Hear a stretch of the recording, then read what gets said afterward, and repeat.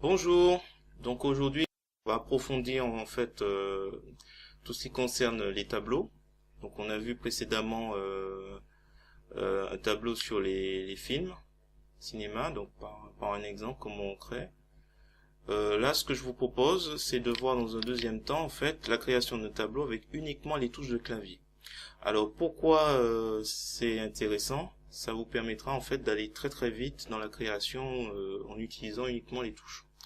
Donc là j'y vais, donc je tape ville, touche tabulation, Paris, touche tabulation, Marseille, touche tabulation, Bordeaux, touche tabulation, Lyon, et arrivé à ce qui pourrait être la fin de la ligne, je fais entrée. Ensuite, je tape point, touche tabulation 15, 25, tabulation 30, tabulation 50. Arrivé à la fin de mon tableau de la ligne, Shift, flèche du haut, flèche oblique. Une fois que j'ai tout sélectionné, CTRL F12. Voilà. Ensuite, je refais Shift, je sélectionne avec la flèche de droite, et je fais CTRL E pour recentrer. Voilà, le tableau est terminé. Donc là, j'ai gagné énormément de temps en n'utilisant pas la souris. Je vous encourage autant que possible à apprendre en fait ces raccourcis clavier. Donc là par exemple si je veux mettre en gras je fais CTRL G, je veux souligner CTRL U, italique CTRL I, voilà. Voilà, c'est quelques exemples. Tableau suivant. Donc là l'idée de ce tableau c'est de vous montrer que on n'est pas obligé d'avoir uniquement toujours les mêmes bordures. Voilà, on peut égayer avec des cadres, des images qu'on récupère sur Internet, donc les images qui sont libres de droit. Alors là, je vais pas m'attarder sur la mise en forme, hein, je vais juste taper vite fait grâce à la méthode qu'on vient de voir. Alors, je ne me rappelle pas avoir fait tabulation. Tabulation. Hop. Alors, pour être sûr des touches qu'on tape, il y a la possibilité, donc là j'ai sélectionné, de faire apparaître les caractères non imprimables. Alors je sais que c'est un procédé que beaucoup de gens n'aiment pas trop parce que les débutants n'aiment pas trop parce que on a l'impression d'être envahi. Mais grâce en fait aux caractères non imprimables, on sait exactement ce qu'on tape. Hein. J'avais un petit doute sur la tabulation et apparemment elle y est.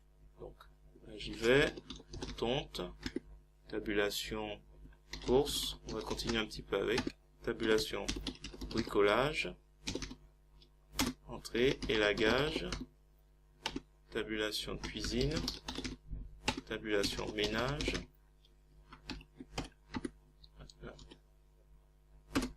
ensuite jardin, tabulation repos, info et repos. Voilà, je refais comme tout à l'heure, contrôle, voilà, c'est fait, contrôle E, c'est sélectionné, je vais retirer les caractères imprimables, non imprimables. Je vais juste réduire le tableau. Alors, je sélectionne le tableau, clic droit, tableau, on va 1 le centrer, c'est fait, et 2 à l'aide de adapter, on va répartir régulièrement les colonnes. Là, je vais aller vite. Attendez, on va mettre en hauteur de ligne, donc on sélectionne le tableau, ligne, on va mettre 1,5. 1,5. Voilà. Alors, l'idée c'est de mettre un tableau. Attendez, je vais centrer verticalement. L'idée c'est d'égayer... zut. L'idée c'est d'égayer... attendez, je vais juste changer les bordures aussi. Vite fait. Et à la limite, tiens, pourquoi pas retirer les bordures extérieures, puisqu'ils seront remplacés par une image. On va mettre brown 4. Ok. Ah mince. laisser en noir. On va recommencer. Donc, brown. Voilà. On va vite, on fait des erreurs. Voilà. Décidément. Voilà, là c'est bon. Alors, donc avec une image, donc je vais dans Insertion, Image, à partir du fichier. Et là j'ai récupéré préalablement cette image que l'on voit. La particularité, c'est qu'elle est avec l'extension PNG. Alors les fichiers PNG, c'est un peu comme les GIFs, il y a la possibilité de définir des zones transparentes. Donc là, dans le cas de ce cadre, c'est la zone qui est au centre. Voilà. Donc là, une fois qu'on a récupéré l'image, contrôle, clic droit sur l'image, on fait apparaître un menu contextuel. Donc le contexte, c'est l'image. Donc l'idée, c'est d'adapter au texte. Et là, on va faire en continu. Voilà. Comme ça, il n'interagit pas avec le texte. Je vais remonter. Donc là, c'est le... On a eu l'occasion de voir un aperçu de ce qui arrive. Bon, là, je vais pas juste faire grosso modo. Voilà. Ce qui est bien avec... donc là, le cadre est mis. L'inconvénient, en fait, avec une image comme ça, c'est que pour interagir avec le texte, il faut utiliser les touches du clavier. Donc là, par exemple, je vais diminuer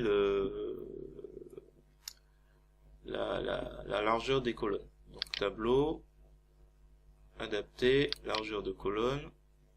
Donc là, je vais mettre une largeur de 3. Tiens. Ah, on n'a pas vu. Largeur de colonne. Ouais. Donc 3.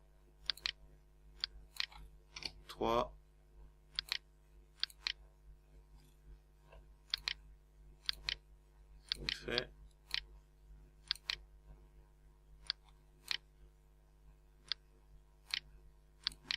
Hop. Je vais le faire manuellement. Adapter. Donc, c'est juste pour réduire un peu le cadre.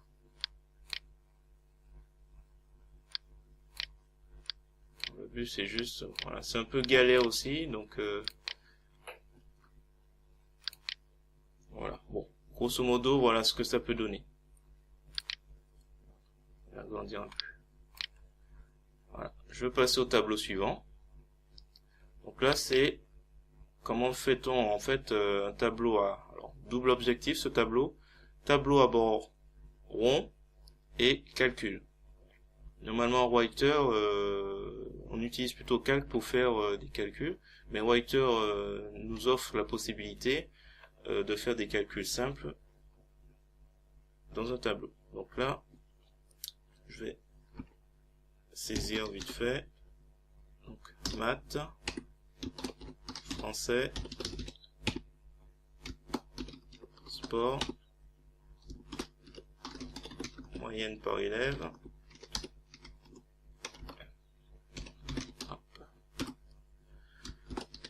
Laurent, donc il a eu 20 en maths, 10 en français, 15 en sport. Là, je ne rentre rien pour la moyenne. Pierre, il a eu 5 en maths, 16 en français, 8 en sport. Voilà, je ne rentre rien pour la moyenne. Ensuite, moyenne par matière. 1, 2, 3, 4. Donc là, c'est les tabulations. Et ensuite, CTRL F12. Voilà. Je vais vous montrer. Alors, l'arrière-plan. Donc, table, image. Donc, une image que j'ai préalablement récupérée, enfin créée plutôt.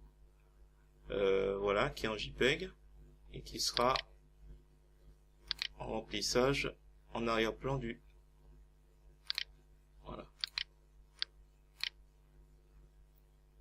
veux pas m'étendre dessus. On va éteindre ça proportionnellement. Voilà. Du coup, ça me fait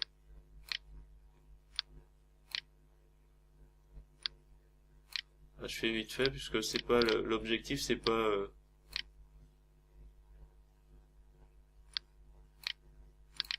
l'objectif, c'est vous montrer. Je suis en train de perdre un peu de temps là. L'objectif, c'est de vous montrer le calcul. Donc là, par exemple, moyenne par matière, c'est simple. Pour tout ce qui concerne un tableau, on va dans le menu tableau, on va sur formule F12 et on va dans statistiques, fonction statistique, moyenne. Sélectionne moyenne. On clique sur la première cellule et on s'étend jusqu'à la cellule qui nous intéresse. Et on fait la touche entrée. Voilà, on fait ça ainsi de suite. Donc il y a un raccourci clavier, donc F12. Donc là, ça nous permet de gagner du temps. J'éteins, hop, même chose, F12.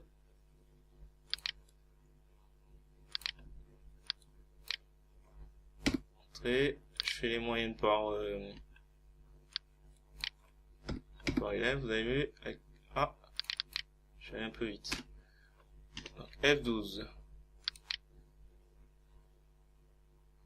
Je crois qu'il m'a fait la somme. Voilà, moyenne.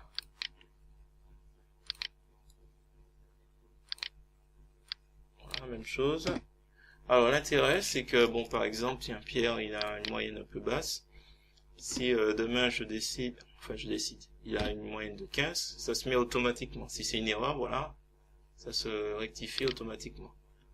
Par exemple, il a eu 10. Voilà, ça se met automatiquement. Voilà. Bon, je vous rajoute l'image là. Là, c'est comme on a vu précédemment, c'est une image PNG. Donc, ça donne l'impression que la femme est en train de tenir le tableau. L'encre, on le met là. On l'agrandit. Alors là, même chose, adapter le texte, on continue. Et voilà. Bon, je ne vais pas m'étendre sur CTRL-G. On se centre un peu. CTRL-G. CTRL-G. Voilà, vite fait. Voilà, donc je vous ai montré deux façons de faire. Donc avec le raccourci clavier, on gagne un temps. Hein. Donc F2 pour faire apparaître les formules de calcul. Vous avez vu, il a bien identifié. Et en arrière-plan, si on veut un tableau à bord rond, alors il y a un truc que je viens de voir, c'est que les bordures sont restées, les bordures extérieures. Donc on les retire. Voilà. Donc on va voir ce que ça donne. Voilà, si je devais imprimer, ça donnerait ça.